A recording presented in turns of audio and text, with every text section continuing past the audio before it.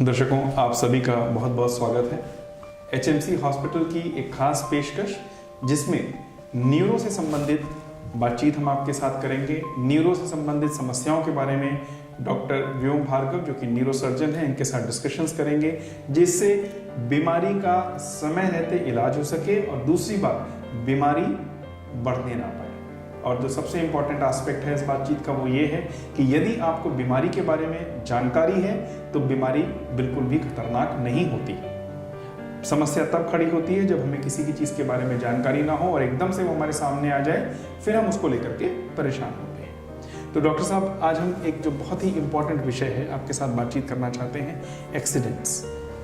अक्सर हमने देखा है रोड साइड एक्सीडेंट्स हो जाते हैं और पेशेंट्स या तो अस्पताल टाइम से पहुंच नहीं पाते या पहुंच भी जाते हैं तो कुछ ना कुछ ऐसी चीज़ें हो जाती हैं जिससे उनको शायद पूरी ज़िंदगी रिकवरी नहीं मिल पाती। तो what is the role of a neuro surgeon और neuro doctor in that field? So neuro surgeon का प्राइमरी रोल जो है वो ब्रेन और स्पाइनल इंजरी के केसेस में है जी। और एक्चुअली ब्रेन और स्पाइन ही हमें आदमी बनाता है। अगर किसी आदमी का दिमाग ना हो या जैसा दिमाग पहले काम करता था वैसा ना करे तो वो आदमी ही नहीं है, उसकी लाइफ ऐसी नहीं रह सकती। इसलिए ब्रेन इंजरी जिसको न्यूरो सर्जन्स मैनेज करते हैं और स्पाइनल इंजरी जिसको generally neuro surgeon and orthopaedic surgeon manage करते हैं, वही डिसाइड करते हैं कि आपकी लाइफ का आउटकम इंजरी के बाद कैसा होने वाला है। जी। सबसे पहला काम ये होता है कि जब एचएमसी हॉस्पिटल में हमारे पास कभी कोई खबर आती है कि कोई चोट लग गई कहीं पर, तो हम कोशिश करते हैं कि हम सीन ऑफ इंजरी पे ही उसको मैनेज कर सकें। हम खुद तो वहाँ नहीं पहुँच सकते जी, पर हम as a owner of that space कि उन्होंने मेरे से जानकारी मांगी है तो हम उनको बेस्ट जानकारी क्या दे सकते हैं, तो हम उनको वो सारी जानकारियाँ देने की कोशिश करते हैं जो वो प्रैक्टिकल हो, जिनको वो तुरंत इस्तेमाल कर सकें और वहाँ पे उपलब्ध सामानों के साथ हम जो स्टैंडर्ड मैनेजमेंट है वो एक्चुअलाइज कर सकें। एक्चुअली मैंने देखा है कि न्यूरो सर्जन्स की संख्या पूरे वर्ल्ड में बहुत कम है, वो बहुत ही गिनती के लोग हैं जो न्यूरो सर्जन हैं। दूसरी बात, वो जो अवेलेबल भी हैं वो ऑपरेशन में बिजी होते हैं या कहीं अपने कंसल्टेशन में, हमेशा वो प्राइमरी केयर में इन्वॉल्व नहीं हो पाते जी। और जब मैंने 2 अस्पताल लुधियाना और मोगा में शुरू किया, मुझे लगा कि हमारे को कुछ ना कुछ ऐसा मेथड निकालना चाहिए जिससे कि हम सीन ऑफ इंजरी पर कुछ कर सकें, क्योंकि वही टाइम है जब हम एक्चुअली कुछ डिफरेंस मेक कर सकते हैं। तो पहला काम क्या करना चाहिए, सबसे पहले हमारे को बॉडी को सिक्योर करना चाहिए जिससे कि सर का और रीढ़ का मूवमेंट कम से कम लीस्ट हो। जो कुछ भी अवेलेबल है, कोई बोर्ड है, डंडा है, कुछ भी है, नहीं तो केवल 2 या 3 लोग हाथ से पकड़ के उसको स्टेबलाइज कर लें। आमतौर पे हमारे को कहीं ना कहीं पर आस पड़ोस में कुछ ना कुछ लकड़ी का सामान टूटा मिल जाता है, बोर्ड या कुछ इस तरह की चीज़ें मिल जाती हैं, दफ्ती कुछ भी, जिससे कि हम गर्दन के चारों लगा के जिससे उसको स्टेबलाइज कर सकें। अदरवाइज स्टैंडर्ड तो है कॉलर लगाया जाए या फिर फिक्स बोर्ड्स आते हैं जिसपे कि हम स्पाइनल इंजरी के पेशेंट्स को फिक्स कर देते हैं। और अगर सर की चोट लगी हुई है तो हम केवल इस बात का ध्यान रखें कि पेशेंट अगर पॉसिबल है फिक्स होने के बाद हम उसको साइड हिला करके, जिससे कि वॉमिटिंग अगर होती है तो वो मैनेज हो सके। जी। ये तो हो गया डॉक्टर साहब जहाँ पर हमें विजिबिलिटी होती है कि इसकी स्पाइन में चोट आई है, खड़ा नहीं हो पा रहा, गर्दन नहीं घूम रही है, सर में से ब्लड आ रहा है। कभी कभी ऐसी इंजरीज होती हैं जो उस समय विजिबल नहीं होती, बिल्कुल, जो बहुत बड़ा कॉज होती है और पेशेंट कहता नो आई एम फिट, मुझे कुछ नहीं हुआ, हड्डी टूट गई थी, हाथ में फ्रैक्चर हो गया था, पैर में फ्रैक्चर हो गया था, हाँ पीठ में थोड़ी सी चोट लगी है, चलने में दर्द हो रहा है, वो कहीं ना कहीं स्केप करता है। उस जगह पर एक जो न्यूरो स्पेशलिस्ट होता है, एक एक्सीडेंट हुआ, एक बंदा स्कूटर से गिरा, साइकिल से गिरा या सड़क पे चलते चलते गिर गया, टक्कर लग गई, आप क्या सजेस्ट करते हैं? सबसे पहले ठीक है उसको हड्डी में चोट आई है या मसल में चोट आई है या सर के बल गिर गया है लेकिन उसको उस समय कुछ नहीं महसूस हो रहा है, ना महसूस होते हुए भी उसको बेसिक न्यूरो के कौन से चेकअप्स हैं जो करवाने चाहिए? अगर पेशेंट को नेक में पेन, बॉडी के स्पाइनल एरिया में पेन है या उसको हाथ पैरों में कहीं पर झंझनाहट, कीड़े लड़ना या कमजोरी है जी, या कोई हिस्सा कम काम कर रहा है जी, तो डेफिनेटली स्पाइनल इंजरी है जी। लेकिन अगर वो इनमें से कोई सिम्टम हो के एकदम से ख़त्म हो गया और पेशेंट को पता है इसके बारे में, उस आदमी को पता है कि ऐसा हुआ है, तो भी उसको स्पाइनल इंजरी के कैटेगरी में हम लेते हैं। रखना चाहिए। और उसके बाद एज अर्ली एज पॉसिबल उस एरिया को स्टेबलाइज करना चाहिए, जैसे मैंने पहले बताया जी। अगर हम स्टेबलाइज नहीं करते, पंजाबी लोग खास तौर से पंजाब में बड़ा कॉमन है, अरे अपने को कुछ नहीं हुआ है जी। सो ये एटीट्यूड सबसे खतरनाक एटीट्यूड है। हमें हाई लेवल ऑफ सस्पेशन हमेशा लेके चलना चाहिए, क्योंकि अगर इंजरी हो गई तो बहुत डिवास्टेटिंग होती है। इसको असेस करने का तरीका, एक प्रॉपर न्यूरोलॉजिकल असेसमेंट अगर न्यूरोसर्जन्स देखता है तो वो उसको असेस कर सकता है। हाई इंडेक्स ऑफ सस्पेशन होना चाहिए कि आप छोटी से छोटी चीज़ को डिटेल में पूछें। अगर आपने उसको इग्नोर किया, चलता है, तो आप निश्चित रूप से इन सटल चीज़ों को छोड़ देंगे।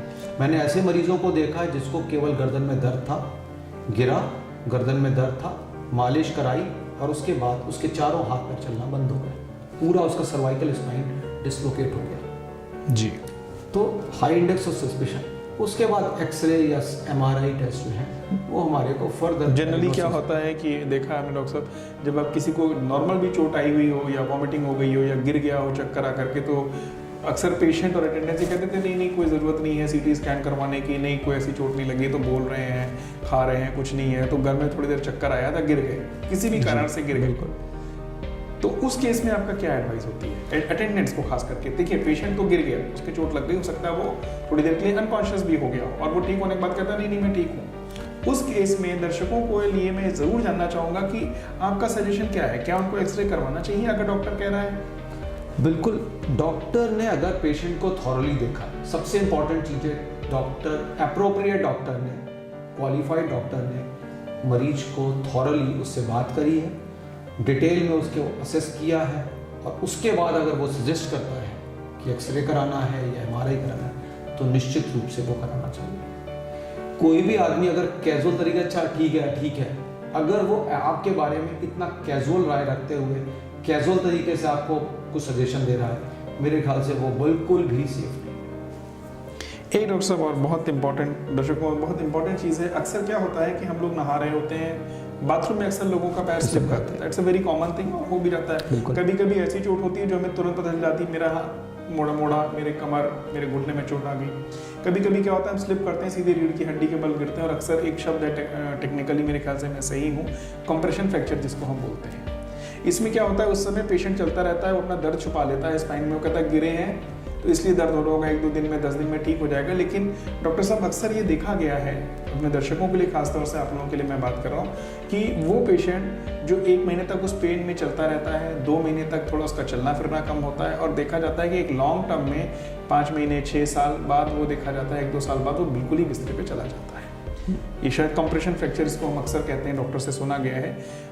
उस केस में अगर पेशेंट को कोई ऐसी इंजरी होती है, खास करके बाथरूम में या पौड़ियों से, अक्सर हम घर में स्लिप कर जाते हैं, कहने को तो हम 3-4 पौड़ियों से गिरे होते हैं या 6-7 से गिरे होते हैं, हम उसको बड़ा कैजुअली ले लेते हैं, उसके बारे में डॉक्टर साहब क्या कहना चाहेंगे? हर चीज़ में कैजुअल लेना कैजुअलिटी का कारण होता है। जब भी आप किसी चीज़ को सीरियसली नहीं लेते हो तो वो प्रॉब्लम दिल से ताड़ बन जाती है। तो स्पाइनल कॉर्ड इंजरी के बारे में भी ये उतना ही सच है। कॉन्सिक्वेंसेज ये हैं कि अगर आप इसको मिस करते हो तो हो सकता है आप चलते से बिस्तर पे सीधे आ सकते हो। जैसे मैंने अभी तो एक केस के बारे में बताया था और ऐसा बहुत कॉमन है, बहुत सारे लोगों के साथ ऐसा होता है। अगर आपको कोई इंजरी हुई है, पेन है और कुछ दिनों के अंदर वो ठीक नहीं होता या उसके साथ एसोसिएटेड कोई कमज़ोरी, सूनापन, पेशाब में लैट्रिन में दिक्कत, कुछ भी गड़बड़ आपको चल रही है या दर्द कहीं से फैल रहा है, इधर गर्दन में लगी चोट का कंधे में दर्द आ रहा है, बाँह में दर्द आ रहा है या पेट पे आ रहा है, तो ऐसी स्थिति में उसको सीरियस लेना चाहिए, प्रॉपर डॉक्टर से मिलना चाहिए और जो इन्वेस्टिगेशन उसको बताए गए हैं उनको पूरी तरह से कराना चाहिए। कभी कभी इमीडिएटली हमारे को, जैसा आपने बताया कि इमीडिएट प्रॉब्लम्स आती, कभी कभी ओवर पीरियड ऑफ टाइम ये इंस्टेबिलिटी हमारे को डिटेक्ट होती है, जिसको हम ग्लेशियल इंस्टेबिलिटी बोलते हैं। जैसे ग्लेशियर धीरे धीरे पिघलते हैं, वैसे ही हमारी स्टेबिलिटी धीरे धीरे चेंज होती है, क्योंकि हमारा वजन अपने शरीर पर पड़ता है, झुकना, चलना फिरना चलता रहता है, उसकी वजह से जो फ्रैक्चर है वो अनस्टेबल हो जाता है और अनस्टेबल हो जाता है और उसकी वजह से स्पाइनल कॉर्ड या स्पाइनल नर्व के ऊपर प्रेशर आ जाता है और फिर दिक्कत होती है। अगर इसको समय रहते संभाल लीजिए तो आप चलते रहेंगे ज़िंदगी भर। और अगर आपने इसको इग्नोर किया, बूढ़ा है नहीं करते छोड़ो, तो हो सकता है आप ज़िंदगी भर व्हीलचेयर पे रहें। दर्शकों, एक्सीडेंट जनरली हम उसको मानते हैं जब किसी को चोट लग जाती है, हड्डी टूट जाए, खून निकल आए, या कहीं सड़क पे उसका कोई किसी गाड़ी से टकराव हो गया। जनरली घर में फिसलने को लेकर के, पौड़ियों से एक आध स्टेप फिसलने से इंजरी चाहे जितनी भी सीवियर हो, हम उसको इग्नोर कर देते हैं। तो डॉक्टर साहब के साथ आज जो बातचीत करने का जो मुख्य कारण था वो यही था, एक्सीडेंट को एक्सीडेंट की तरह लीजिए। चाहे आप घर में फिसले हों, चाहे आप सड़क पे फिसले हों, चाहे किसी की टक्कर लगने से आप गिरे हों, या अपने आप ही गिर गए, इंजरी कोई भी आपके लिए जो एक्सीडेंट से है वो बहुत घातक हो सकती है। और इसके जो कॉन्सिक्वेंसेज हैं, कभी कभी हमें तुरंत सामने नज़र आ जाते हैं और कभी कभी बहुत लंबे समय तक हमें नज़र नहीं आते, लेकिन जब वो इम्पैक्ट डालते हैं तो अच्छा भला चलता फिरता इंसान बिस्तरे पे आ जाता है।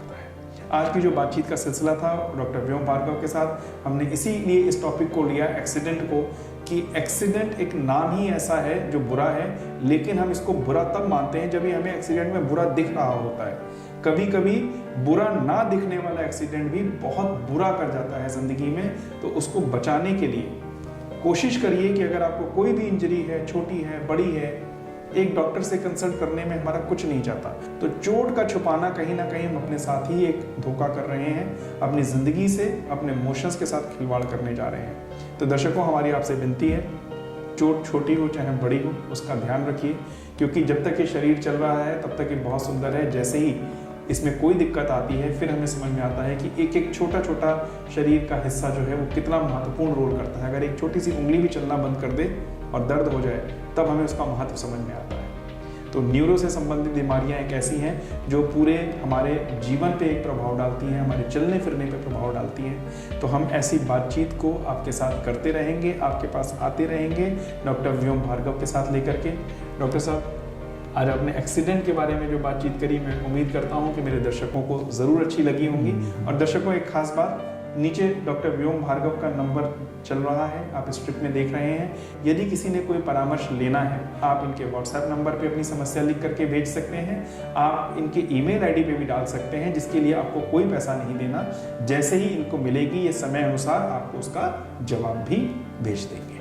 तो दर्शकों, आज की इस मुलाकात को हम यही रोकते हैं और उम्मीद करते हैं कि जल्दी ही अगले बार हम किसी न किसी खास विषय पर न्यूरो से संबंधित बातचीत डॉक्टर व्योम भार्गव के साथ करेंगे, जो हमारे लिए भी और आपके लिए भी फायदेमंद है। धन्यवाद।